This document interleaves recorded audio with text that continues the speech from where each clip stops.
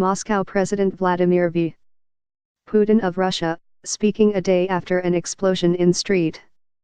Petersburg, said on Thursday that he had ordered security agents to take no prisoners during terrorist attacks, and authorized the police to liquidate the bandits on the spot. Mr. Putin has long burnished his image as tough on terrorism, and the comments were noteworthy not so much for signifying a change in policy. Russian counter-terrorism forces have shot and killed dozens of terrorism suspects over the years as for displaying the anti-terrorism swagger he was known for early in his tenure. He is now running for a fourth term as president, and analysts expected the campaign to focus on his decision to annex Crimea from Ukraine, a move that has been popular in Russia. The election is scheduled for March 18, the fourth anniversary of the annexation. But a series of attacks and thwarted plots have recently brought terrorism back into the limelight. Mr. Putin's comments came a day after a bomb exploded in a grocery store in St. Petersburg, Russia's second-largest city, wounding about a dozen people. And earlier this month, Mr. Putin thanked President Trump after the Central Intelligence Agency passed to Russian security services information about an Islamic State plot to detonate bombs in a cathedral and other sites, also in St. Petersburg.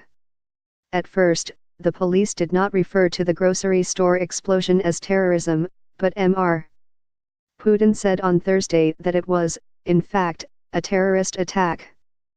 The explosive device had a power equivalent to about 200 grams, or 7 ounces, of TNT, the Russian authorities said, and it was laced with bolts to act as shrapnel.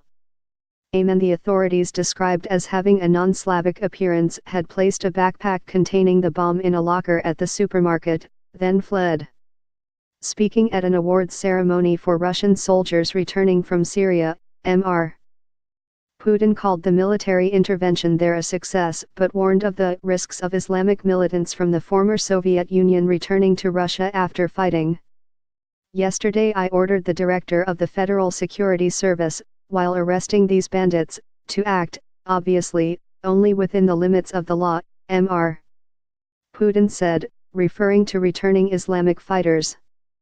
But if the lives or health of our employees and our officers are threatened, to act decisively, to take no prisoners, to liquidate the bandits on the spot. The comment echoed Mr.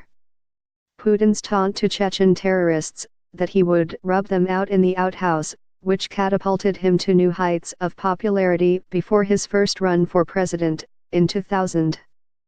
There is little doubt of the leader's chances of victory in March, as he has approval ratings of about 80%. The only credible opposition candidate, Alexei Navalny, has been barred from running. This week, Mr. Putin's spokesman, Dmitry S.